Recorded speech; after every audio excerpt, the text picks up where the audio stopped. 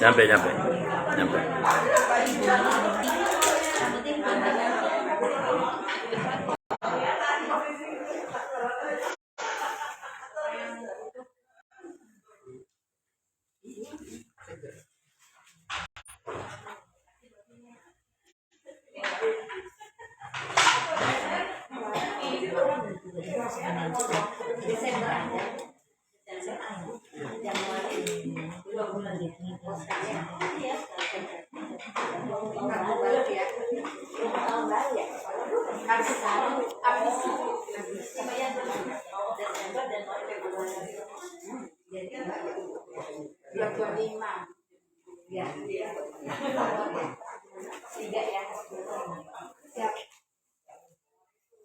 Waalaikumsalam.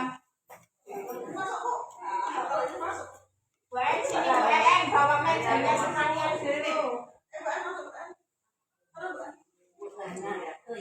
Mau di dalam, bukan duduk. Mau di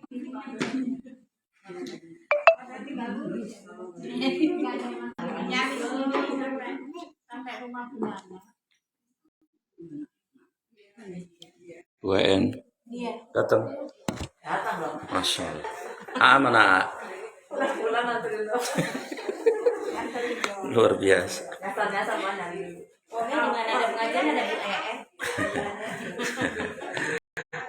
Kalau sekali ngaji pahalanya jihad ilmu, waduh, itu tabungan pahalanya dahsyat WN.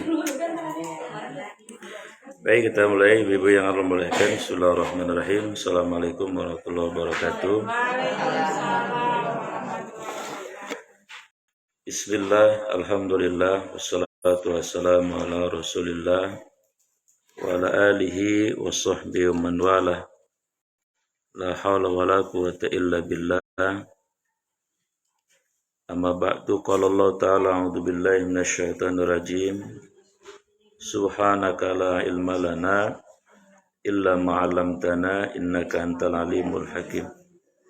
Wa qala aidan fi ayatil ukhra, rabbi shrah li sadri wa yassir li amri wahlul 'uqdatam min lisani yafqahu qawli. Wa qala nabiyyu sallallahu alaihi wasallam, kun aliman aw mustami'an aw muhibban wala takun khamisan patahlik lak, atau kama qala Rasulullah sallallahu alaihi wasallam. Ibu Anis yang sama-sama kita hormati, mudah-mudahan tempat ini akan bersaksi nanti di akhirat ya. Dan semoga tuan rumah diberikan keberkahan oleh Allah Subhanahu wa taala. Amin. Ibu-ibu yang Allah muliakan dan Allah cintai, terutama yang rumahnya jauh ya, pahalanya juga besar. Yang tadi yang nyasar. Sampai nyasar.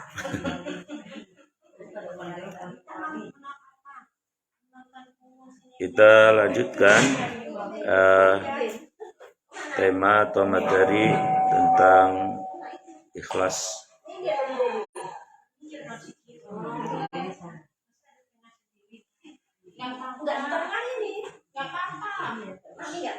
Sebelum ke teks hadisnya, bahwa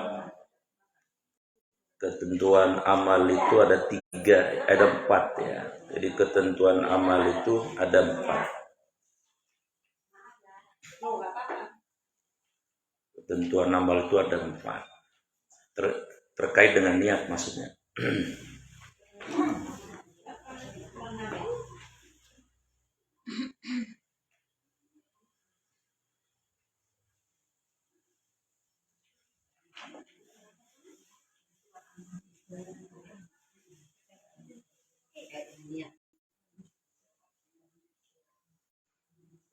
Pertama,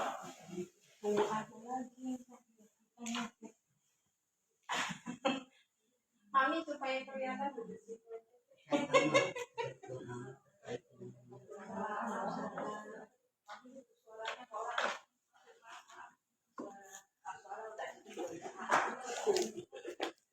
Bu Fatimah.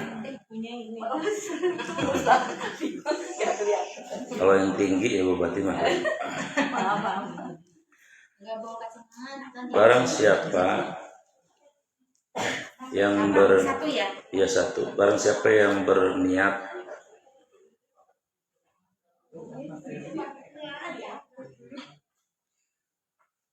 melakukan kebaikan, ya, lakukan kebaikan,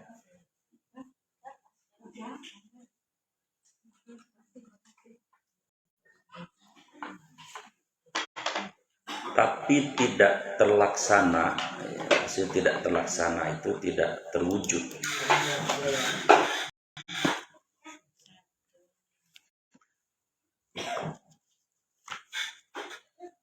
maka dia dapat pahala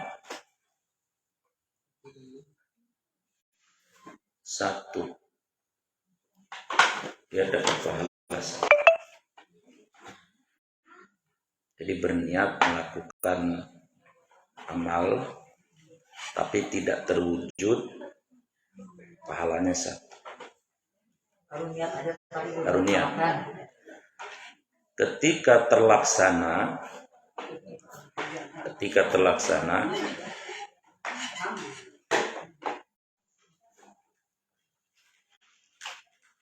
pahalanya antara 10,700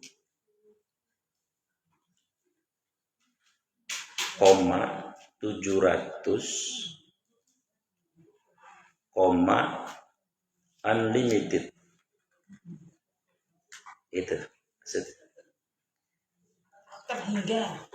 Ya. Contoh. Bupati mau ngasih saya rengginang, contoh.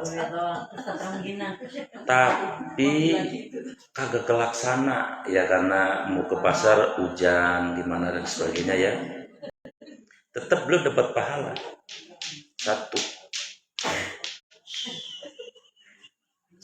itu tergantung kontennya ya. Kalau rengginangnya gede ya 1, tapi gede gitu maksudnya. Tergantung produknya. 1 kalau berlian ya pahalanya gede bener.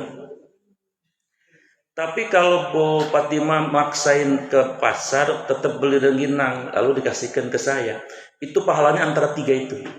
10,700 atau unlimited, semua ada dalilnya. Yang 10 Al-An'am 160, buka tuh. Al-An'am Surat 6 ayat 100. Itu yang pahalanya 10. 160.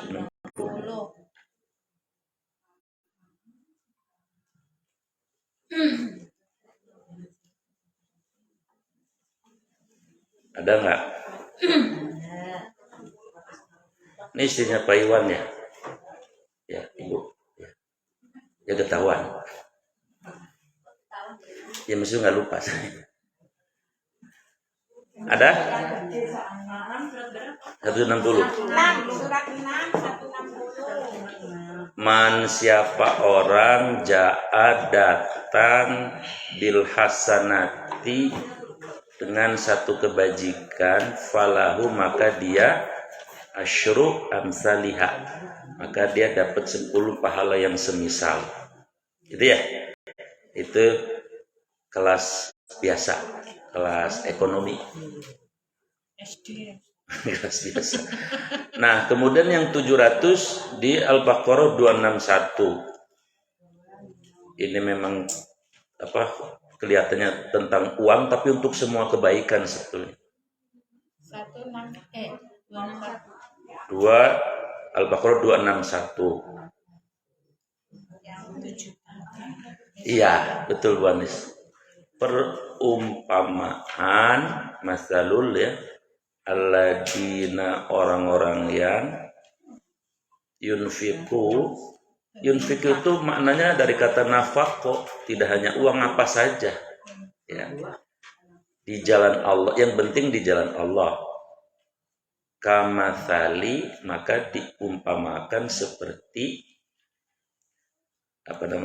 habbatin, seperti 1 biji, 1 benih yang ditanam Lalu ambatat sab'a, lalu biji itu tumbuh jadi 7 tangkai. Fi kulli sumbulatin mi'atu habbah, tiap tangkai ada 100. Maka pahala yang tadi upati ma itu bisa jadi 700. Kenapa? Pertama karena ditambahin, didoain malaikat. Hujan-hujan maksain beli rengginang, gitu maksudnya. Sana gitu. Yang doain malaikat nganterin mobil. Didoain oleh malaikat banyak sehingga jadi 700. Ini yang 700. Kemudian yang tak terhingga, nah ini yang luar biasa. Itu di Az-Zumar ayat 10. Ini memang teksnya tentang sabar, tapi tentang apapun. Karena sabar itu ada 4, termasuk dalam ketaatan. 10. Surat Az-Zumar itu berapa? Ya, 10. Sesungguhnya Allah menyempurnakan, ya, di ujung ayatnya. Ada kan? Di ujungnya. Apa Bu Ginting baca?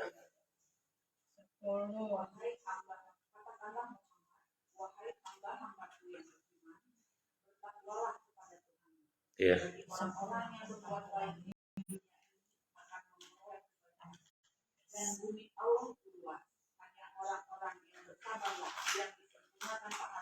Ya.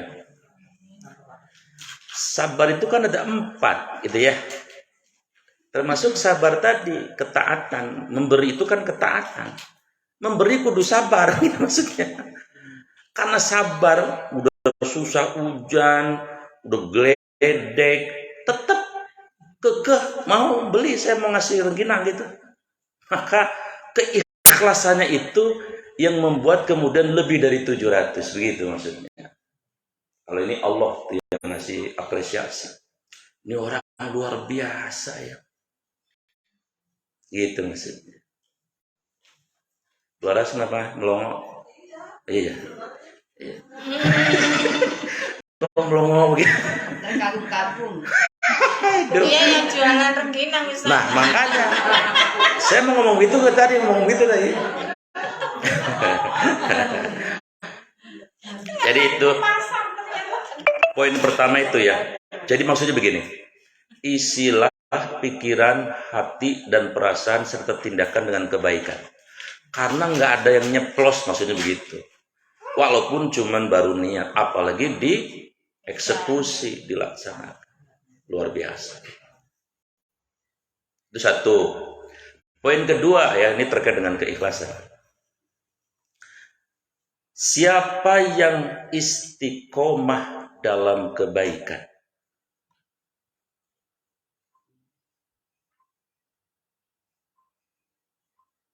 siapa yang istiqomah dalam kebaikan, lalu terkena uzur,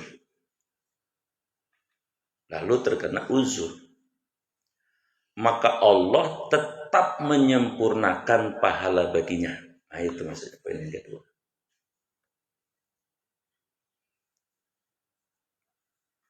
Wa anis istiqomah sholat duha. Suatu hari saudaranya yang dari Kediri,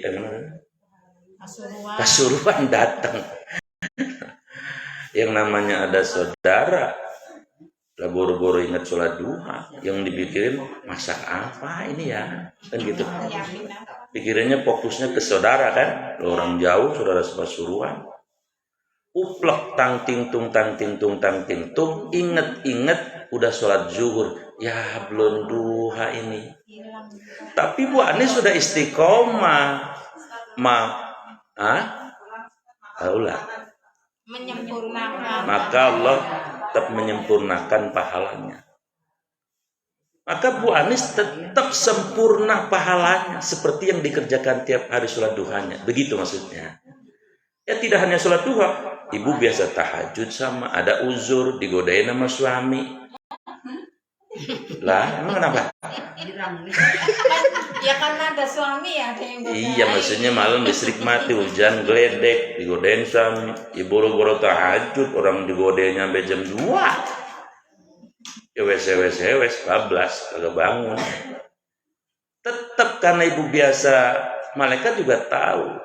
Ya, dia mah bisa tahajud. Ini dia lupa nih pasti karena uplok sama lakinya. Canda mulu gitu. Sebenarnya kalau dia gak dibercandain sih kalau tahajud, maka dia disempurnakan pahala yang tetap dicatat oleh Allah. Itu yang kedua ya. Kemudian yang ketiga, poin yang ketiga. Ya makanya apa pelajarannya? Istiqomahkanlah yang kita bisa. Kagak usah gede-gede dah. Ngaji aja kayak Bu Eni, istiqomah kemana baik didatengin istiqomah beliau, itu pasti ada berkahnya nanti. Dan andai pun beliau ada uzur umpama kata nggak ngaji, tetap dikasih pahala. Karena Allah tahu kalau nggak uzur pasti dia berangkat ngaji begitu kan? Sama ibu biasa sedekah, suatu hari ada sesuatu hal ada uzur nggak jadi sedekah, tetap sedekahnya disempurnakan. Itulah rahmatnya Allah sama kita itu. Kira-kira begitu. Sama kalau orang mau taklim terus kita lupa itu sama juga gitu ya.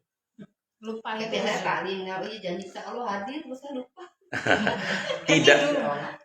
Tidak laisal hukmi bisalah sadid asya. Tidak ada hukum bagi 3 perkara. Lupa. Nggak tahu, lupa, sama dipaksa. Ini hari ini mohon maaf, mungkin ada yang puasa Senin Kemis ya. Ini habis ngaji, ntar habis sholat zuhur terus tidur bangun jam 2, ibu makan 6 piring sampai piring-piringnya habis. Ingat-ingat udah habis 6 piring. Lagi puasa. Terusin puasanya. Ya rezeki itu. Habis makan belum minum. Nah, itu jawabannya ada di hadis. Apa kata Nabi? Lah benar-benar zawalu hilangnya dunia wa ma fiha dan seluruh isinya ahwanun lebih murah min qatil mu'min bi ghairi haqqin daripada hilangnya nyawa orang beriman satu yang tidak sesuai dengan kaidah agama. Maksudnya itu terus apa dikasih minum maksudnya. Kasih minum karena menyelamatkan tadi mudarat yang lebih besar apakah bisa misalnya meninggal. Teruskan puasanya boleh. Boleh. Karena keselak. Keselak kalau kena sarafnya kan bahaya kan? Mindo ya Mindo. Kalau Mindo udah madang makan lagi baik. Itu Mindo namanya. Pernah ngalamin makan mie ayam sama jus jeruk baru ingat aku lagi puasa. Keselak enggak? Enggak. Jangan. Udah selesai. Oh ya udah rezeki. Ya udah rezeki itu. Kenyang gue ingat. Itu rezeki namanya. Tapi kalau ditanya malu. Enggak, itu rezeki. Tidak ada hukum bagi yang nggak tahu, lupa sama dipaksa. Kalau yang dipaksa itu Ammar bin Yasir ya. Kan Ammar bin Yasir kan ibunya Sumayyah mohon maaf ditusuk perutnya sampai wafat kan. Oleh Umayyah ibnu Khalaf itu. Depan mata dia. Bapaknya disiksa juga sampai mau meninggal. Dia disiksa juga sampai kagak kuat gitu. Dia dipaksa untuk mengatakan kalimat syirik untuk kembali ke keyakinan orang-orang kafir Quraisy. Hanya dia terpaksa saking tidak kuatnya.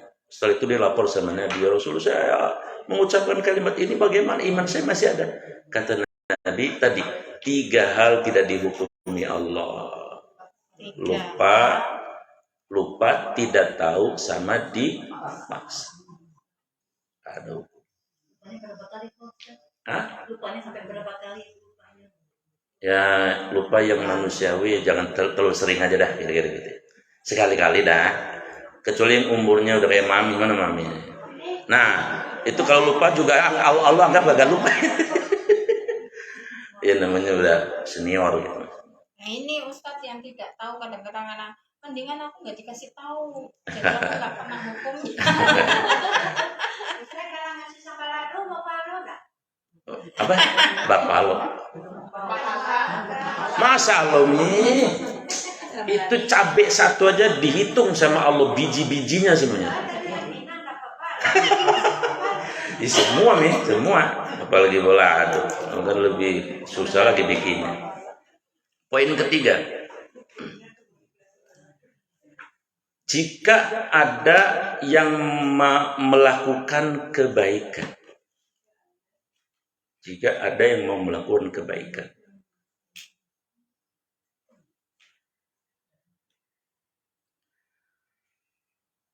ternyata yang menerima bukan yang diniatkan. Bukan yang diniatkan. Ya, tujuannya niat sama ini beda. Maka Allah tetap menyempurnakan pahala sesuai niat dia. Gitu. Ini ada kisahnya di zaman Nabi. Jadi ada seorang yang kaya, bukan kaya, ada orang yang mau berinfak, tapi pengen ikhlas banget. Maka dia memberinya itu tidak siang-siang. Dia memberinya itu adalah menjelang subuh, jam 3-an. Dia langsung ngasih infak itu ke objeknya yang mau dikasih itu. Allah ternyata menakdirkan yang menerima infaknya itu 3 golongan manusia yang jauh dari Allah semua. 1 pezina, 1 pencuri, 1 orang kaya yang pelit. Ya, orang kaya yang pelit. Lalu dilaporkan kepada Nabi. Apa kata Nabi? Sesuai dengan niatnya si hamba tadi mau memberikan kepada fakir miskin, ya itulah sempurna pahalanya. Urusan kemudian yang dapat orang lain itu tidak ada urusan. Tapi kemudian apa? Inna likulli syai'in hikmah. Segala sesuatu pasti ada hikmahnya. Dan ternyata hikmahnya luar biasa. Si pemberi tadi dapat pahala dari hikmah ini. Apa? Ketika si pencuri dapat, dia mikir, lah, saya kan pencuri ini. Kalau saya dikasih infak ya, mana banyak infaknya, gitu kan? Akhirnya dia bilang, duh Tuhan saya malu katanya. Maka karena dia melakukan kontemplasi, perenungan, si pencurinya jadi tobat. Lalu dia jadi soleh. Nah, ketika si pencurinya jadi soleh, berubah jadi soleh, si orang tadi yang ngasih, pahalanya ngalir tuh. MLM namanya, multi level marketing pahala. Padahal kan dia nggak niat kan, tapi ternyata ada hikmahnya. Yang kedua, pezina dapat, mana dapatnya gede kan? Dia mikir, kok saya orang kotor gini, kok dapat ya? Dia mikir hanya, jangan-jangan ini teguran dari Allah. Sudah wayahna kata orang Sunda. Ya, gue nih, terus wayahna gitu. Nah. Mama ada mau banis belum mau aja. Iya, saya. Jadi sudah waktunya kayaknya saya berhenti dari perbuatan yang Allah tidak sukai ini. Maka si wanita yang pezina ini kemudian insaf. Lalu setelah insaf, taubat nasuha, dia jadi wanita salihah. Maka si pemberi tadi dapat pahala bagiannya. Ketika si pezina tadi jadi solihah, jadi banyak ngaji, banyak ini. Nah, yang ketiga, yang dapat orang kaya tapi medit, pelit, alias buntut gasir, alias kopinya disaring mulu. Si orang kaya ini mikir, Tuhan katanya, saya kan selama ini kaya tapi pelit. Kok saya dapat ini? Tulisannya kan ada infak gitu kan. Kok saya dapat infak gede lagi gitu. Hanya dia malu sama Allah. Ya Allah Tuhan, selama ini kau titipi harta. Ya. Ingat ya, mohon maaf. Kata Imam Ghazali Pak, di antara ciri orang yang bersyukur itu apa? An ya'taqida, meyakini inna likulli syai'in, segala sesuatu itu lillah, punya Allah. Itu ciri orang bersyukur, meyakini itu. Termasuk tubuh kita bukan punya kita, punya Allah. Nah kalau tubuh aja punya Allah, ya apalagi yang lain, kan begitu. Bu, saya ini kok banyak kutunya ya rambutnya. Ente kali. Itu kan kepala amanah dari Allah kagak dipelihara kali. Makanya Allah kirimin kutu tuh gitu. Kok saya cantengan ya? Itu kan kaki punya Allah dititipin sama ente. Ente kali jarang bersihin. Makanya Allah tegur, kasih kutu, kasih kudis. Begitu gambar. Apalagi rumah, bahkan keluarga, anak, istri, kerjaan, suami, cucu, bukan punya kita. Lillah, punya yang dititipin doang sama kita. Nah si orang kaya tadi mikir begitu, ya Tuhan, saya dititipin harta banyak selama ini, boro-boro infak segede ini. Kalau orang minta aja, katanya, entar aja. Ya, hanya dia melakukan tadi proses tafakkur, kontemplasi batin. Waktunya kali saya sekarang sadar gitu. Maka kemudian apa yang terjadi?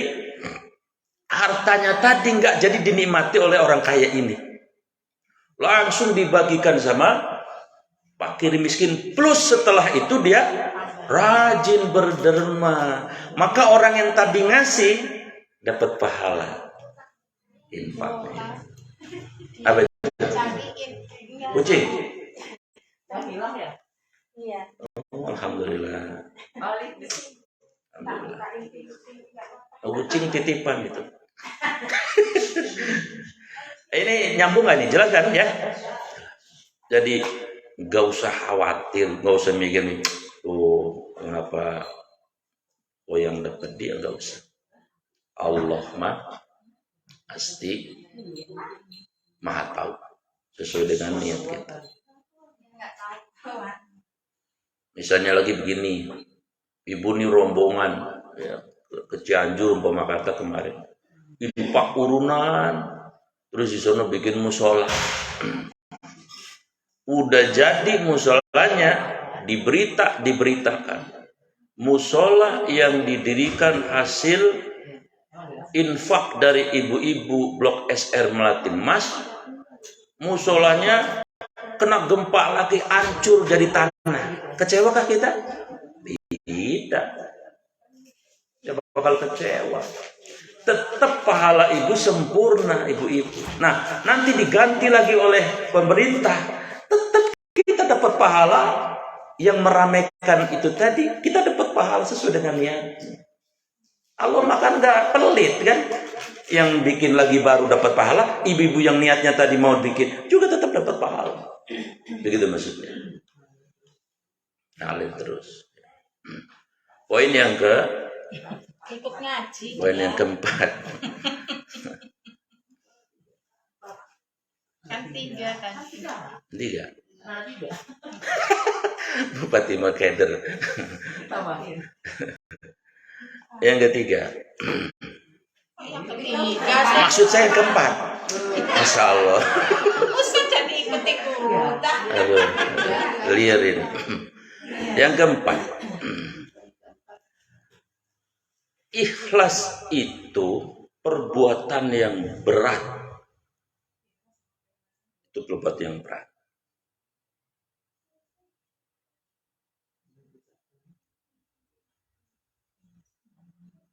Dan iblis paling benci kepada orang ikhlas. Berat. Paling dibenci iblis. Maka siapa yang ikhlas, dia kuat gitu. Siapa tidak ikhlas, lemah karena dipermainkan iblis. Nah ini penting ini.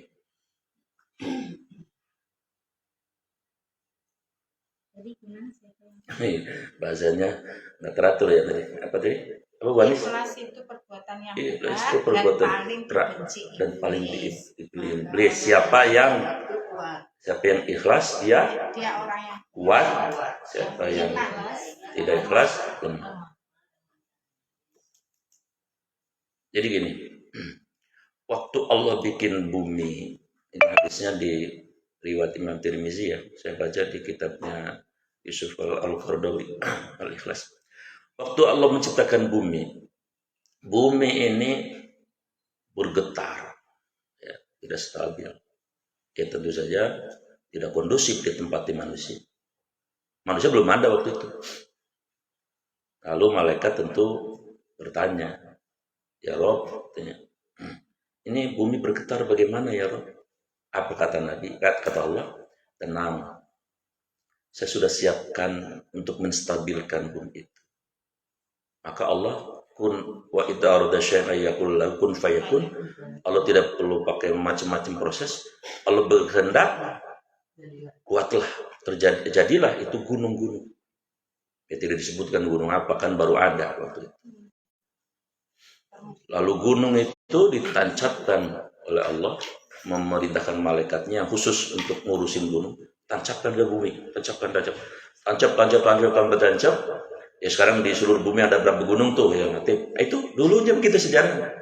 Begitu ditancapin gunung semuanya, itu bumi adem, stabil, kondusif, kagak bergetar lagi, kagak bergoyang lagi.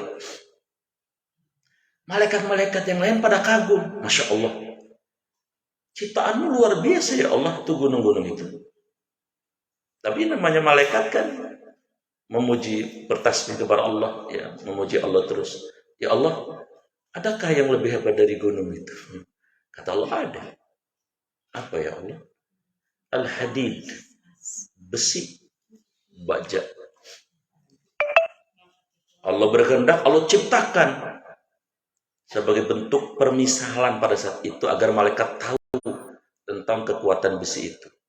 Allah ciptakan besi saat itu dengan kekuatan yang luar biasa.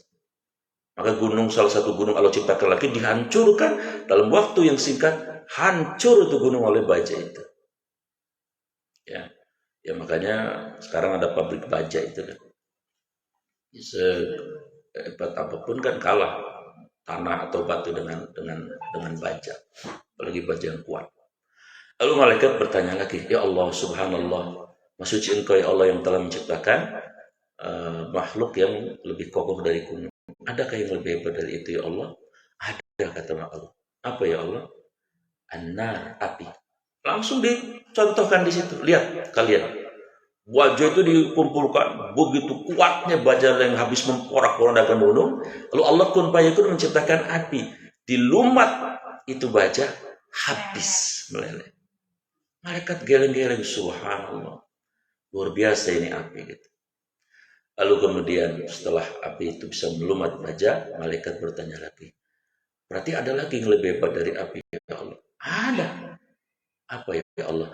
Al-miyah, api yang tadi membara luar biasa, Allah kun fayakun menciptakan air, langsung ditimpa air dalam volume yang besar luar biasa seketika. Parem, kata gue enaknya, parem. Tahu parem? Kocok. Parem itu padam.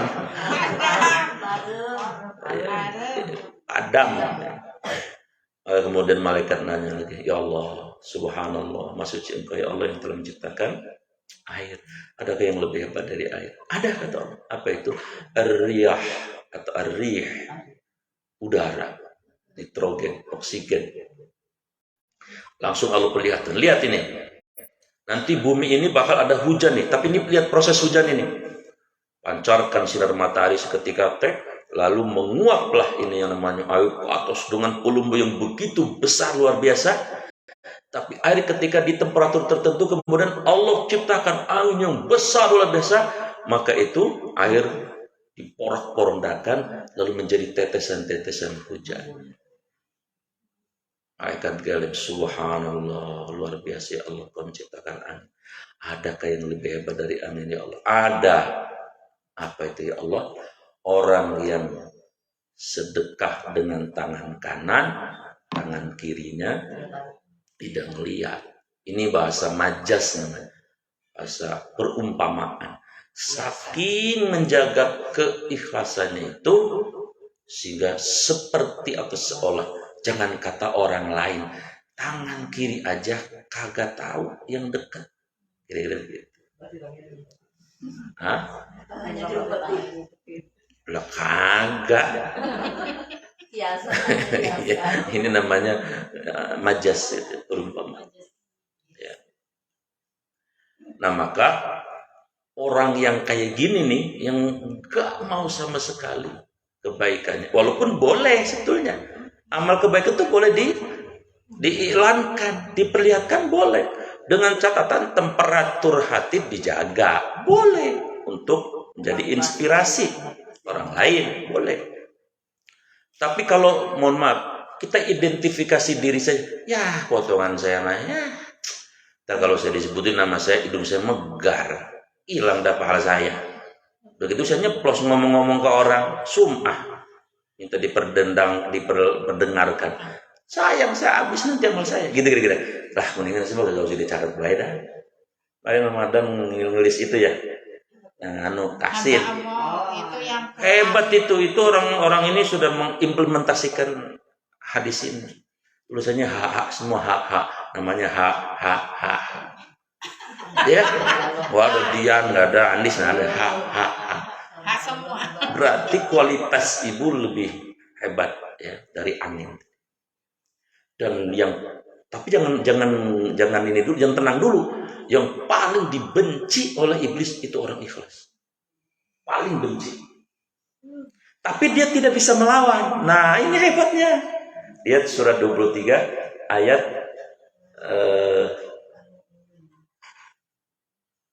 100 ya.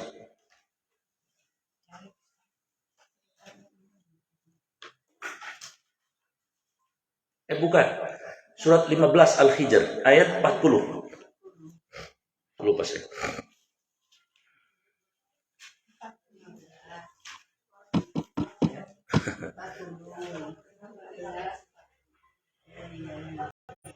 Tiga 39 mulai 39. Bener nggak? Iya. Iya bener kayaknya. Iblis berkata, apa Bu Fatimah?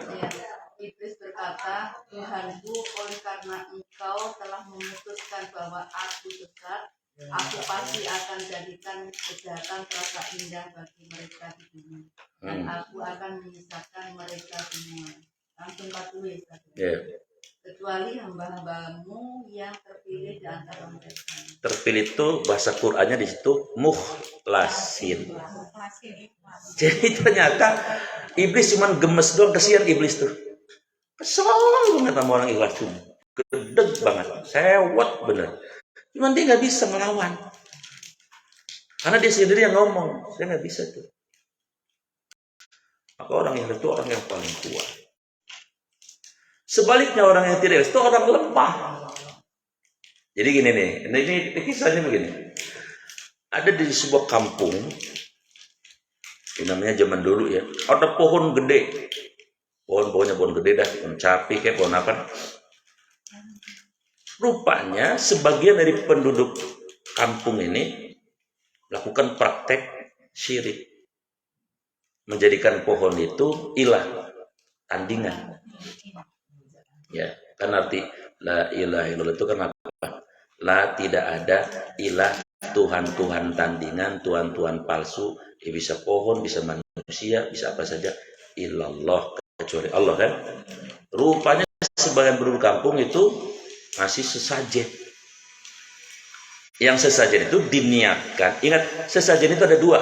Ada yang diniatkan untuk tandingan-tandingan Allah, seperti misalnya kepala kebo diarungin laut. Itu berarti dia tujuannya untuk kepada tandingan selain Allah. Tapi kalau habis renovasi nih Bu Anis rumahnya nih, habis renov nih, lalu beli tampah diisi segala macam, makan yang enak-enak, biasanya ditaruhin apa itu namanya tuh, macam-macam dah. Tapi niatnya untuk syukuran saja, itu nggak masalah. Jadi niatnya kembali. Ya, tapi kalau niatnya salah ya Al-Maidah 90 itu kena surat 590. Coba kalau nggak salah.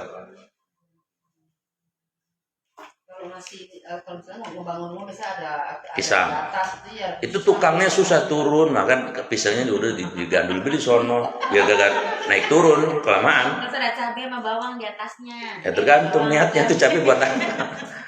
Buat nyambel. Ada benar nggak surat 590 apa itu? Wahai orang-orang yang beriman, sesungguhnya minuman keras, Terus? berjudi, Terus? berulang berhala, dan Nah, berjudi masih Ansob ya. sesembahan berhala. Ya. Jadi kalau tadi saya bilang di sana di atas rumah kalau bikin rumah dikasih bendera, ada pisang setandan. Ya tadi barangkali daripada tukangnya naik turun, ya nggak jadi rumahnya naik turun baik dengan cantilin di atas sono. Iya, kalian itu mereka mungkin nggak paham ya. Atau ketika habis selesai renov kan biasanya ada riungan, ya itulah niatnya tuh untuk sedekah, itu tidak masalah.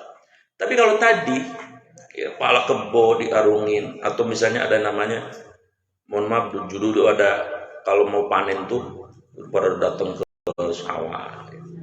Ya sebetulnya bagus tuh masak di rumah dimakan bareng. Tapi ada kadang-kadang kepala kampungnya bilang, ayo ada yang satu ditaruh di sawah yang paling ini atau nah itu kadang-kadang yang kayak gitunya. Nah ini di kampung ini kisah riwayat ini di kampung ini ada yang menjadikan pohon besar itu adalah tandingan. Jadi ngasih sesajen di bawah pohonnya. Dan mereka meyakini yang makan tadi, yang nungguin pohon itu. Nah, itu kan praktek syirik. Iblis senangnya bukan main itu. Lalu ada seorang santri, ustadz lah di kampung itu, melihat praktek itu, ya gerah imannya. Ini lagu apa nih pada begini?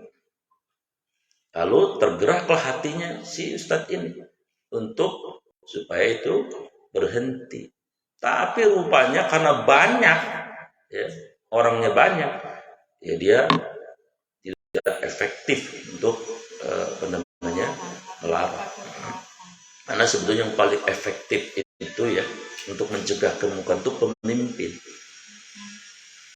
Itu Alexis, ibu tuh Alexis nggak? Itu diprotes segala macam ormas, orang jebol-jebol.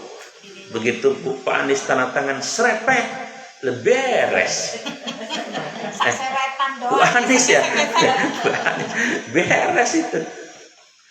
Makanya sih pemimpin kalau bisa yang bagus orangnya ya, karena sangat berpengaruh itu. Itu. Ini Bu Laras nanya. Oh iya Bu Laras. Gunungan. Nah itu tanyakan niatnya apa. Kalau niatnya untuk sedekah orang-orang yang capek-capek tadi nungguin ini, berarti itu kena hadis la doror wala diror, kata Nabi, jangan memudaratkan diri dan memudaratkan orang lain. Ya boleh. Waktu saya kan nulis kut itu pagi yang mercon saya contohin, karena ada bupati yang kena mercon tangannya, maka saya nulis itu. Jadi kalau memudaratkan diri dan memudaratkan orang lain dilarang sama Nabi. Ya kalau gulungan itu kemudian orang pada berebut, ada yang berebut ya orangnya, itu nggak boleh. Ngambil berkah, tapi niatnya ngerebut juga ngambil berkah misalnya. Ya nggak boleh. Ya, niat ngerebutannya juga udah nggak boleh, nggak sesuai dengan Islam kan? Iya. Islam kan harus rahmatan lil alamin. Makanya dalam etika Islam itu kalau tangan di atas ingin memberikan sesuatu, kan itu bukan punya dia juga, hartanya punya Allah yang dititipin doang. Itu memuliakan yang diberi. Kenapa? Kan itu rezeki kita itu. Yang kita beri itu sebetulnya jalan rezeki kita, jalan pahala kita maksudnya. Maka kita harus hormati mereka. Jangan bikin dia panas-panasan, berebut gitu. Itu tidak elok lah, tidak sesuai dengan cara Islam seperti itu. Nah, adapun tadi tentang sesajen itu tergantung dari niatnya. Makanya si Ustadz ini kemudian berusaha, dia tidak putus asa, dia kasih mauzo warga, tolong jangan ini dan sebagainya. Akhirnya karena udah nggak mempan diomongin, dinasihatin kampung penduduknya, sini memutuskan mau nebang si Ustadz ini, karena dia gergetan banget, ya dia syirik, ya dia tahu ilmu, ada praktek syirik kan, dosa itu. Nah akhirnya ketika dia persiapkan kampak otaknya, dia persiapkan tenaganya dan sebagainya, dia akan mengeksekusi sendiri itu. Ketika mau berangkat, mau menebang pohon itu, dihadang sama iblis. Kata iblis, bang, mau mana? Maksudnya iblisnya orang, bentuknya orang, berubah jadi orang. Ini menebang pohon nanti. Emang apa? Ini pohonnya, dia nggak tahu si iblis itu. Ini pohon bikin praktek syirik katanya. Bang, bagaimana kalau kita ngobrol dulu? Baru nanya tuh si kamu emang siapa? Ya ngobrol dulu sini bentar. Begini bang, sini sebetulnya yang nungguin pohon ini. Yang nungguin pohon ini. dia iblisnya itu dia, cuman berubah jadi manusia gitu. Kurang asem, kurang gula, kurang micin, kurang ketumbar, kurang bawang putih lu ya. Bikin praktek syirik di sini. Gua mau tebang bukan? Bentar dulu bang. Ya. Begini, bagaimana kalau kan segala sesuatu kudu pelan-pelan. Kan iblis itu bisa ngerayu kan ya. Nabi Adam juga kan dulu dirayu-rayuin. Begini bang, Nabi kamu juga nyuruh kalau amar ma'ruf nahi munkar itu pelan-pelan, harus strateginya harus soft, harus tidak. Kalau kata Bu En mah lauk kena menang China benangnya. Roaming Ustaz, banyaknya. Maksudnya ikannya dapat, airnya gak butak. Apalagi mami melongo aja nanti. Cai nanti nggak minyak cai mie. Cai nggak tahu dia. Orang Padang nggak tahu cai. Nah akhirnya apa yang terjadi? Maksud lu apa? Kata suster. Begini ya. Itu kan orang-orang kampung itu kenapa menjadikan pohon ini sebagai tandingan? Kan karena miskin. Emang iblis juga kan pinter bu. Langsung pakai dalil iblisnya luar biasa nih iblis bilang. Iblis juga ada yang ngapal Yasin. Bukankah Imam Ali karamullah wajah kata iblis mengatakan kadal fakru ayyakuna kufran. Hampir-hampir kefakiran itu terjerumus kepada kefakiran itu terjerumus kepada kekafiran. Kata Ustaznya, tahu juga, tahu dong. Jadi bagaimana? Nah mulai terpengaruh tuh. Begini aja bang, kita pakai cara strategi yang pelan. Nanti insya Allah nggak mudaratnya lebih besar. Saya akan memberikan emas harta yang banyak. Nanti ente bagi-bagiin tapi ini pohon yang ditebang dah. Dan bagian ente paling gede ntar emasnya. Nanti saya taruh di bawah bantal. Nanti kalau pagi bangun, singkapin baik itu bantal terhadap emas. Oh begitu? Ya dah kalau gitu coba. Hanya dicoba. Ya besoknya tidur bantalnya ada emas. Akhirnya gak jadi nebak. Dan memang mau diberikan juga sebagainya buat orang-orang itu. Nah rupanya cuma 3 hari doang. Di hari keempat itu emas kagak ada. Sewot ustadznya kurang asem, kurang gula tipu lagi sama iblis nih. Kampaknya diasah lagi. Gua pokoknya sekarang nggak mau dirayu-rayu apa, mau tebang itu pohon. Ya. Oh, mohon maaf tadi sebelum yang pertemuan pertama itu sampai terjadi berantem antara si ustadz dengan dan si ustadznya menang, si iblisnya ampun-ampunan kalah.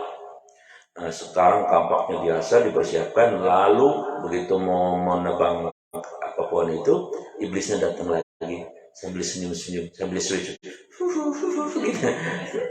Sujud. Apa kata Ustaz? Lu nipu gua ya. Emang apa sih? Sewa amat dan diledekin duit. Kata lu katanya tiap pagi. Emang saya ngomong tiap pagi kan kagak. Pagi-pagi saya ngomongnya bukan tiap pagi. 3 hari. Kamu ada terus tapi yang keempat gua gak ada. Dusta kamu. Terus Ustaz mau ngapain? Ya udah saya mau tebang pohon ini. Enak aja. Enggak boleh. Udah saya kasih emas 3 hari itu. Singkat kita berantem tuh ustadznya sama. Sekarang ustadznya yang kalah. Pertanyaannya, kenapa kalah? Terus kata beliau, niatnya bukan untuk membersihkan praktek syirik, tapi agar dapat emas. Itu betapa pentingnya yang namanya ikhlas. Baik, nah sekarang ke hadis yang kelima ini. Bismillahirrahmanirrahim. Wa rawahul Bukhari an Anas radhiyallahu anhu qala raja'na min ghuswatin Tabuk ma'an Nabi sallallahu alaihi wasallam faqala inna aqwaman khalqana bil Madinah ma salakna syi'ya wala wadiyan illa wahum ma'ana hasabu an udr. Hadis diriwayatkan oleh Imam Bukhari dari sahabat Anas. Arti bebasnya diriwayatkan oleh Imam Bukhari dari Anas radhiyallahu anhu. Ingat ya kembali kemarin, kalau bapaknya sahabat, anaknya sahabat, maka bacanya radhiyallahu anhuma ya. Karena ma itu artinya dua. Tapi kalau bapaknya sahabat, anaknya belum sahabat, maka radhiyallahu anhu. Nah, Anas di sini radhiyallahu anhu, di mana dia berkata, kami bersama-sama dengan Nabi Shallallahu Alaihi Wasallam kembali dari peperangan Tabuk. Kemudian beliau bersabda, sesungguhnya masih ada beberapa orang yang kami tinggalkan di Madinah, di mana mereka senantiasa menyertai kami, baik sewaktu kami keluar masuk perdusunan, maupun sewaktu kami menyeberang lembah. Yang mencegah mereka hanyalah uzur atau halangan. Ya. Ada 4 pelajaran di poin ini. Ya. Pertama, tentang perang Tabuk. Jadi ini disebutkan oleh Anas bahwa peristiwa yang terkait dengan hadis ini adalah peristiwa perang Tabuk.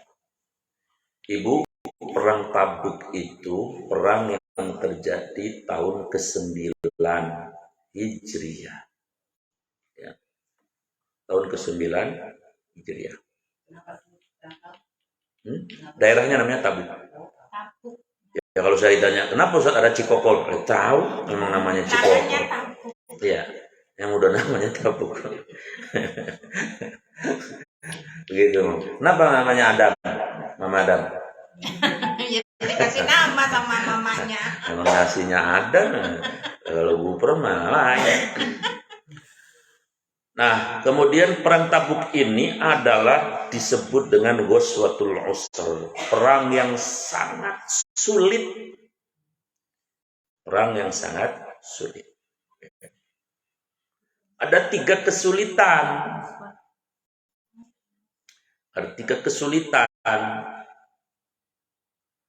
1, ya, musuhnya tentara Romawi. 100.000 pasukan. Musuhnya tentara Romawi 100 pasukan. Ibu tahu kan tentara Romawi itu kalau di TV-TV kan, gede, ternyata baju besinya itu Raja Richard 1.000, enggak, 100.000. Sementara Nabi 30.000. Pasukannya 30.000. Bisa kebayang dong, 30.000 lawan 100.000 dengan pasukan yang ahli, persenjataan lengkap dan sebagainya. Yang kedua kesulitannya, jarak antara Madinah dan Tabuk 683 km. Jaraknya Berapa? 683 kilo. Dari sini ke Madura 683. Enggak sampai. Dari Madinah ke Tabuk nggak sampai ya? Sampai mana? Surabaya, Mojokerto. Udah saya kagak paham dah pokoknya. Pokoknya jauh deh ya. Kan kalau di sini dari sini ke Ciputat paling berapa? Sampai Jawa Timur lah. Ya. Itu kesulitannya. Lah, begini, kenapa disebut sulit? Lah iya dong. Zaman dulu nggak Kan perang bukan perang makan yang paling enak kita bertahan di tempat kita sendiri kan gitu kan. Ya. Musuh datang lah kita sambit dah. Lah ini kita mau perang aja jalannya emang waktu itu belum ada tank, belum ada Grab, belum ada apa-apa. Makanya kuda sama onta. Bahkan ontanya ada yang dipakai, satu onta dipakai gantian. Ya 2 orang, ada yang 4 orang. Hari-hari. Berhari-hari luar biasa. Ada map lagi ya. Bro, ya ilah lo. Bro-bro met. Watak aja gak ada. Jadi bisa kebayang luar biasa. Dan yang paling ini sulit ini di sini yang ketiga nih. Temperatur cuaca Madinah saat itu sekitar 50 derajat. Persis seperti kemarin yang waktu saya di sono. Itu lagi panas ekstrim waktu saya di sana itu. Di Madinah. Itu anginnya aja, ya Allah, panas banget, luar biasa. Tahun kemarin, tahu tahun ini mah. Memang lagi ekstrim-ekstrimnya katanya. Benar Ustaz, ada salju katanya. Tahu saya kagak ngeliat. Oh di itu ya viral ya. Iya bisa jadi sih. Memang di antara tanda kiamat itu Ka'bah tertutup oleh bangunan. Sekarang? Sudah. Yang kemudian yang kedua Mulai hijau. Mulai hijau kan? Kalau di dekat hotel saya juga ada hijau. Supaya nggak jauh dari kiamat terus nggak nanam gitu. Tapi orang Arab senang hijau. Kenapa ya?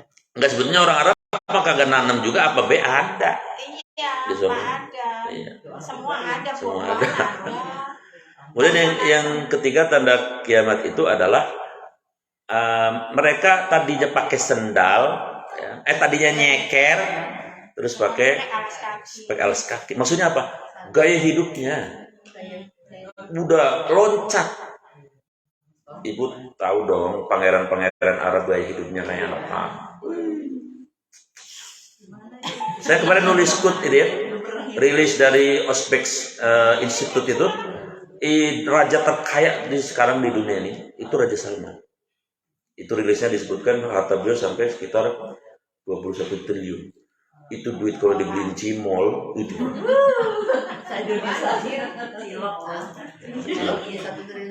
Katanya Raja 21 triliun.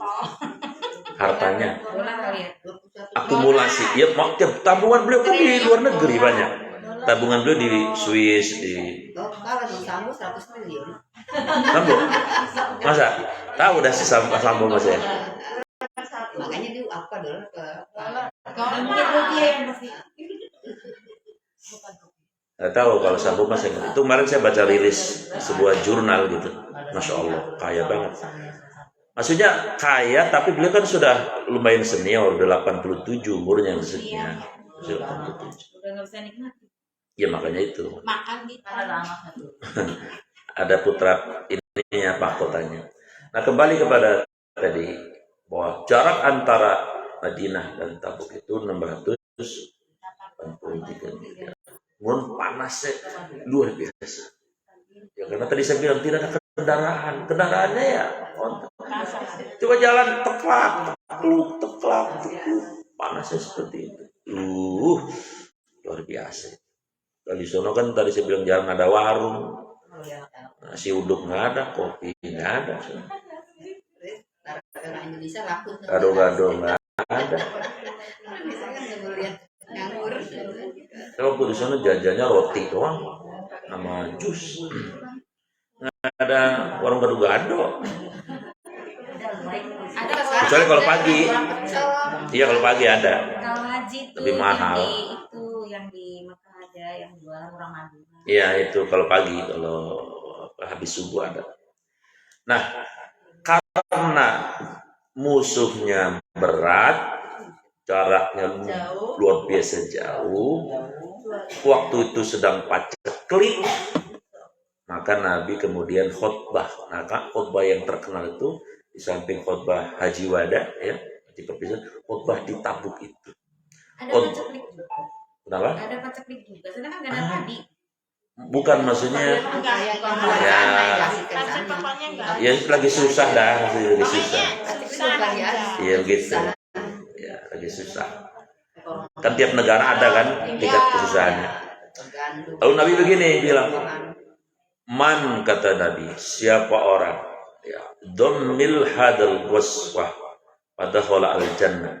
Siapa yang memberikan kontribusi untuk perang Ghazwah ini, Ghazwah Tabuk ini, aku menjadi jaminannya di ahli surga. Masya Allah, dibilangin begitu, waduh, imannya terpantik para sahabat itu. Maka berdirilah siapa? Sayyidina Abu Bakar. Ya Rasul, saya mau menginfakkan semua harta saya. Kata Nabi, semua. Lalu keluargamu bagaimana? Aku tinggalkan Allah dan Rasulnya. Ini harus dipahami. Maksudnya beliau mengatakan begini, tingkat keimanan Sayyidina Abu Bakar itu di atas rata-rata gitu.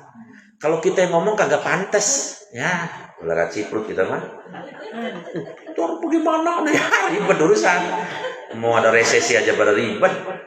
Mikirin inflasi efeknya. Sayyidina Abu Bakar tidak, dia yakin sama Allahnya udah 100 plus, kira-kira begitu deh ya. Kan Nabi pernah bilang, keimanan Sayyidina Abu Bakar itu kalau ditimbang dengan penduduk Madinah, masih timbangannya masih berat Sayyidina Abu Bakar. Kepantes. Jadi Sayyidina Abu Bakar itu sudah nggak ada ragu senokta sama Allah, itu sudah luar biasa. Nah karena orang yang model kayak gini, Allah juga maha tahu, nggak dibiarin pasti. Justru orang-orang kayak kita yang suka ragu-ragu, kata Allah, dibiarin dah, gue cuekin baik, gue ragu sama saya, karena Allah tergantung persangkaan kita, kan gitu ya. Nyambung apa kali ini? yang kedua bangun Sayyidina Rasul. Kalau saya mah separuh saya dah, harta saya infakin. Rasulullah, ya ahsan tuh, luar biasa. Makanya ini orang ada dijamin surga semua ini. Ya. Nah yang ketiga yang dijamin masuk surga juga, Abdurrahman bin Auf kan dijamin surga juga. Rasul, kalau saya infak 200 uqiyah saja. 200 uqiyah itu saya hitung-hitung kalau dikonversi sekarang itu 50 miliar. Ada orang infak 50 miliar. Kalau bisa yang nerima ya. Saya nerima duit. Lah kelengar saya. Luar biasa. Nah, kemudian menantunya tuh yang kaya juga. Siapa? Sayyidina Utsman. Utsman, labbaik ya Rasul. Kamu bagaimana? Saya infak 900 ekor onta ya Rasul. 900 ekor onta, bukan entong. Beginti nggak terlalu entong. Itu kayak suang, kayak bebek. Onta itu yang merah, bahkan harganya ada yang seharga mobil Fortuner. Ya, 1 miliar. Onta merah, udah jarang. Onta yang terbaik, itu onta yang jadi kebanggaan dulu orang-orang West. Yang rata-rata onta 50 juta ada. 50 juta kali 900. Terus dikira udah selesai. Sayyidina Utsman masih berdiri. Sumamada ya Utsman, kok kamu masih berdiri? Tambah ya Rasul. Apa? 100 ekor kuda. Tambah 100 ekor kuda. Dikira udah selesai. Masih berdiri. Kata Nabi, Utsman, di mana takut? Kok kamu masih berdiri? Tambah ya Rasul. Apa itu? 1000 dinar emas. 1 dinar itu 4 gram 25 mili ya. Coba kali 1000 berapa? 40.000. 1 gram 1 dinar 4 gram 25 mili. 1 gram 1 juta. Berarti 1 dinar tuh 4 juta setengah dah ya. 4 juta setengah kali 1.000 berapa? Puyeng banget. Nah, kemudian dikira juga udah selesai, masih berdiri lagi. Kata Rasulullah, Utsman, 5 datakum, kok kamu masih berdiri? 1 lagi ya Rasul. Semua orang pada dengar apa ini yang mau diucapkan. Kan semuanya udah. Semua di luar dugaan. Saya menanggung 10.000 pasukan makan minumnya tiap hari. Waduh. Kalau sehari misalnya makannya misalnya 100.000, ya, kali 10.000, kali perangnya 52 hari. Puyeng, ngitung aja puyeng, bagaimana kita bisa dengar gitu? Ngitung aja puyeng. Maka nih 4 orang dijamin masuk surga oleh Rasul. Betul.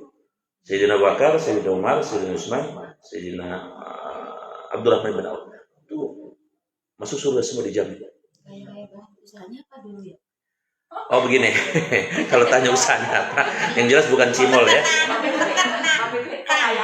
Jadi gini, kan waktu hijrah di Madinah kan perekonomian dipegang oleh Yahudi, para juragan-juragan Yahudi yang punya ruko-ruko, ibarat kalau kalian punya ruko-ruko itu Yahudi. Nah, orang Mekah itu dikenal sebagai pedagang. Makanya kenapa disebut Nabi itu sukunya suku Quraisy? Siapa tuh Quraisy? Itu kakek Nabi yang ke-7. Namanya Quraisy. Quraisy itu maknanya apa? Orang yang banyak duitnya dan suka berderma. Memang Nabi nasabnya memang udah orang-orang terhormat. Jadi orang Arab itu memang dagang rata-rata. Keluarga Nabi itu dagang. Kalau Madinah peternakan pertanian karena lebih sejuk. Nah, karena mereka sudah biasa dagang kayak gula ras, ya. Maksudnya orang Mekah biasa dagang. Khadijah juga kan pedagang besar, ibu-ibu kan. Maka ketika hijrah pindah ke sana, tentu saja instingnya jalan. Waduh, ini dikuasai orang Yahudi. Ya. Mereka tidak merusak tatanan yang sudah ada di situ. Yang mereka lakukan seperti Abdurrahman bin Auf, saya baca dalam sirahnya Ibnu Hisham itu. Beliau pelajari tentang pasar yang dipakai oleh orang Yahudi tadi. Nah, setelah beliau pelajari dengan seksama, maka beliau kemudian minta jadi karyawan dari nol dulu. Enggak ujung-ujung mereka menguasai, benda. Beliau kerja di situ dengan seseorang di situ, orang Yahudi yang kebetulan baik, diupahi sama majikannya. Upahnya dikumpul. Beliau beli, kalau sekarang ibarat kata beli rokok bisa. Abdurrahman bin Auf ya, tentu selalu koordinasi dengan Rasulullah. Nah, Rasulullah sendiri kemudian kan jadi semacam primadona di Madinah itu. Kenapa? Karena tokoh-tokoh Yahudi di Madinah pada saat itu zolim sama orang-orang kecil, sama orang-orang zolim. Kemudian gaya hidupnya juga mereka the have itu tidak mau hidup dengan orang-orang miskin gitu. Begitu Nabi datang, Masya Allah, aura kemuliaan dan kehormatan Nabi terpancar luar biasa. Setiap orang ketemu Nabi itu terkesima. Nah, lambat laun orang Madinah satu persatu terkesima oleh Nabi. Karena Nabi mau membersamai siapapun, termasuk membersamai pedagang-pedagang tadi yang kecil-kecil. Ditambah dengan tadi sahabatnya kayak Abdurrahman bin Auf, Sayyidina Utsman, Sayyidina Abu Bakar, mereka juga sama. Mereka melakukan ikhtiar bagaimana cara mengembalikan perekonomian yang tadinya dikuasai oleh Yahudi, kemudian bisa dikuasai dengan ekonomi syariah. Jadi kerjasama antara karismanya Nabi dengan ikhtiarnya para sahabat, lambat laun kemudian apa yang terjadi? Itu para konsumen pelan-pelan pindah, beralih. Karena yang ini ekonomi yang diterapkan oleh para sahabat betul-betul ekonomi yang tidak ada kezaliman. Sementara orang Yahudi itu melakukan praktek riba. Yang kaya makin kaya, yang bos ini yang ini digencet. Lalu Tuh pelan-pelan tuh konsumen pada beralih. Ditambah karismanya Nabi lagi. Karena Nabi juga membersami para sahabat yang dagang tadi, bahkan mensupport. Ya sudah, akhirnya satu per satu jatuh itu rukuk-rukuk di tangan tadi sahabat-sahabat yang luar biasa tadi. Bahkan tidak ada rukuknya, tanah-tanah dibeli pasarnya oleh para sahabat-sahabat yang ahli dagang tadi. Itu kalau saya menjawab pertanyaan Bu Fitri ya, usahanya apa? Maksudnya gitu ya, itu usahanya begitu. Jadi bukan ujuk-ujuk kagak. Betul-betul dari nol ya. Sayang ilmu ini dipakai orang Cina, mohon maaf. Iya. Orang Cina itu setelah dapat pinjaman duit dari bank, dia makan bubur pun nggak masalah. Nasi putih. Nasi putih. Bahkan kalau catatan uang jangan kata 1 juta, 5 perak aja.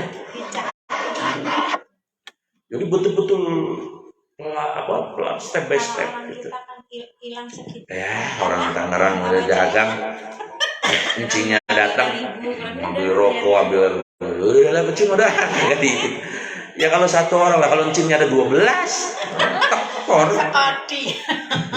Begitu nggak pernah ngitung-ngitung nih untungnya begini, nih apa modalnya enggak orang sini mah. Ibu besok dah, garang gitu modelnya. Ya makanya ilmunya sahabat tadi diambil oleh orang Cina itu. Makanya kalau kenapa di Indonesia dari 9 orang terkaya di Indonesia cuma 2, Khairul Tanjung sama Abu Rizal Bakri. Yang lainnya siang sang maling sang cincong sang namanya begitu semua kan. Ya kita nggak usah jealous, kita nggak usah marah. Ya memang mereka betul-betul. Tapi memang ada kekurangannya mereka. Kekurangannya apa? Ya mohon maaf. Kalau kita kan orang kita mau minjem itu kan kita kan gambarnya nyogok gitu ya. Ini kata sebagian orang saya juga belum tahu. Mereka mah nggak takut begitu. Udah kalau dia minjem itu tugas itunya sudah dikasih dulu tuh manajernya kasih apa begitu. Nah, kita kan nggak boleh begitu. Ar-rasul wal murtasyid finnar. Nyogok yang disogok kan dua-duanya masuk neraka. Begitu memang kekurangannya di situ. Nah itu juga maruk. Hah? Itu juga maruk diambil. Iya. Nah kan sama-sama kena biasanya. Ini kalau mau rada ngomong sedikit-dikit nyerempet politik dikit, ya yang terjadi sekarang di Indonesia begitu. Di luar Jawa, Bu, tanah itu sebenarnya kan kagak boleh dijual. Ya, dijualin. Kenapa? Pemimpin daerahnya dapat fee 10%. Lumayan. Kalau harganya 1 triliun, sementara kampanye dia habis sekian kan. Lah kalau nggak kayak gitu bagaimana? Hanya apa yang terjadi? Orang kecil dapat banjirnya. Itu maksudnya yang terjadi sekarang. Sama jangan gitu. Punya habis. Bagus lah. Ustaz kan Oh iya. Itu maksudnya orang kecil akhirnya sekarang dapat gitu. Itu termasuk dalam dunia ekonomi juga sama begitu. Karena mohon maaf pejabatnya mau begitu. Ya udah, kita kalau mau nanyanya sampai sore dah. Segala apa gitu tanya boros segala tanya. Nah, kalau dia mau udah kasih hadiah dulu, lah aman. Tinggal tanda tangan doang. Ini yang terjadi sekarang. Dan saya senang kalau buat timang nge-share ada politik itu tacak ke. Mama juga kudu paham politik. Lah politik hubungannya sama tahu sama tempe juga ujungnya. Semua kebijakan kan larinya ke dapur juga kan gitu ya. Saya kagak resep kalau ada ngomong politik, gak boleh ngomong juga. Ya, yang penting kita tidak niat untuk misalnya tadi menzolimi siapa, tidak. Contohnya begini deh, yang disebut dengan politik identitas itu apa? Contoh, ada orang mau jadi caleg umpama kata, nih infakin sedekahin karpet, begitu kagak jadi, diminta lagi, itu namanya politik identitas. Tapi kalau Ustadz menjelaskan menurut ayat ini nggak boleh memilih pemimpin yang bukan seiman, itu mah wajib kudu. Tapi ini yang selalu difitnah itu politik identitas. Jadi itu ada tuh gue di Masjid Rodo, begitu ada itu. Itu kok begitu saya bilang. Padahal kan politik nanti ujung-ujungnya ke dapur-dapur ke anak-anak kita juga semuanya. Ya, saya kira begitu. Apa? Habis? Belum. Jauh. Itu jam benar itu? Masih setengah jam lagi. Kan enggak jamnya benar enggak? Lah, udah mau Udah mau Belum.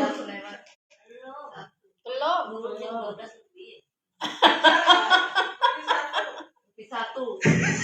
selesai. Selesai. Jadi poin ini apa? Yang 4 ini tadi yang pertama apa? Niatnya. Enggak, yang tadi yang hadis ini. Yang hadis ini. Isinya apa tadi? Perang Tabuk ya.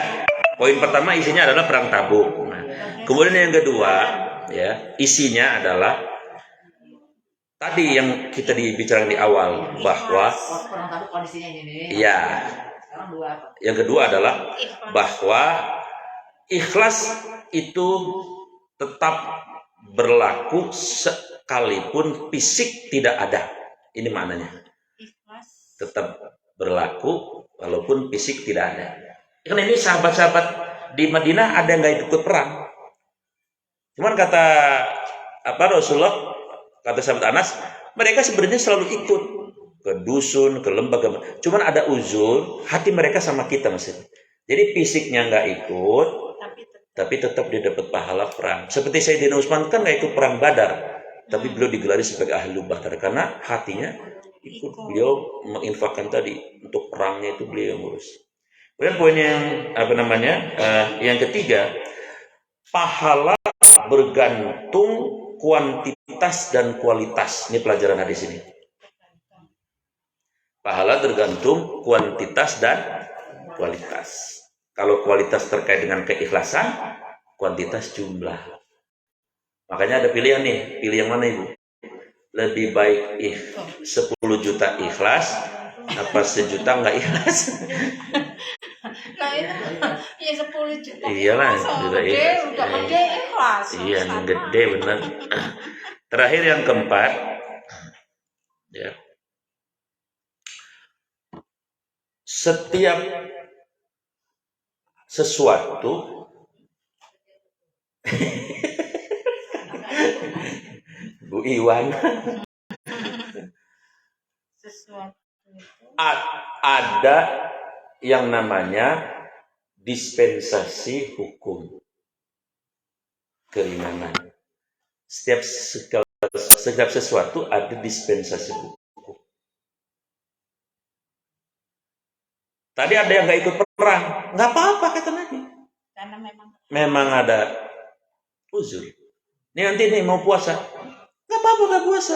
Kalau memang ada alasan yang dibenarkan. Seorang lagi haid disuruh puasa juga, berangkat ciprut ente. Sakit, tua. Orang lagi encoknya kumat disuruh berdiri aja sholat. Biarin duduk. Ya, biarin. Pakai kursi, nggak apa-apa. Kalau perlu pakai kasur kalian. Kalau memungkinkan gitu kan. Allah kan maha sayang. Jadi tidak kaku. Makanya kalau ada orang beragama kaku, ini kagak boleh, ini bid'ah. Ente belajarnya kurang jauh. Kalau orang belajarnya jauh, komprehensif, paham. Oh ini argumentasinya ini. Oh ini maksudnya ini. Ya, begitu aja dah enak dah. Kalau tahlilan kagak boleh. Itu orang belajarnya kurang jauh. Kalau orang memahami Islam dengan holistik, pasti kita akan wise. Oh, ini begini karena ini argumennya ini. Kecuali yang udah betul-betul memang dilarang, ya kita harus bicara padanya, nggak boleh disembunyikan. Begono kira-kira. Ya, saya kira sampai di sini pertemuan kita. Madam udah tidur anaknya, ya. Jadi ini isyarat alam ya. Saya harus menyudahi pertemuan. Mudah-mudahan pertemuan ini diridhai Allah dan kita semua dapat pahala yang sempurna jatuh. Amin. Ya Rabbal Alamin. Mohon maaf lahir dan batin. Assalamualaikum warahmatullahi wabarakatuh. Waalaikumsalam. Pesan siang. Iya. Bentar.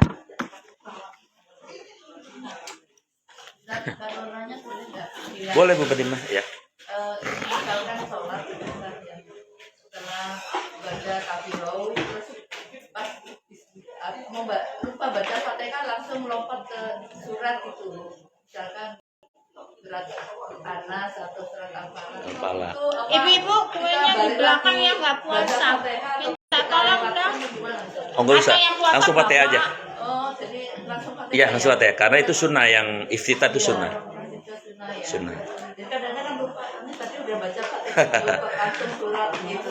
Pakai aja. Langsung pakai juga. Iya.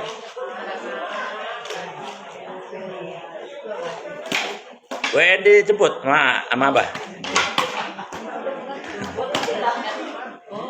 Dan dulu akan dulu kue. Insya Allah. Makasih. Enggak dulu, tenang. Orang mau sholat di sini. Tidur ya? Buru-buru saya. Allah. Lu belum TK? Belum nggak buat. Ustaz kan di rumah Ustaz teman mantu saya. Hah? Apa? Istri Pak Ustaz teman mantu saya. Masa? Fatimah. Bu Fatimah teman ini PKS. Oh, Fatimah Hidayati. syukurlah. Ya syukur. Iya, teman. Iya.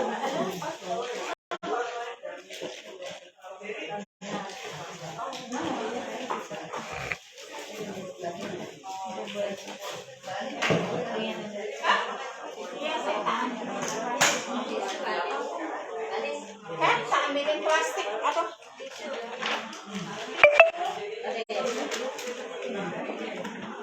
Bapak di tram ya Bu? Masih Bu? konsen. Hah? Online. Kan bisa dulu. Iya, lupa. Lupa.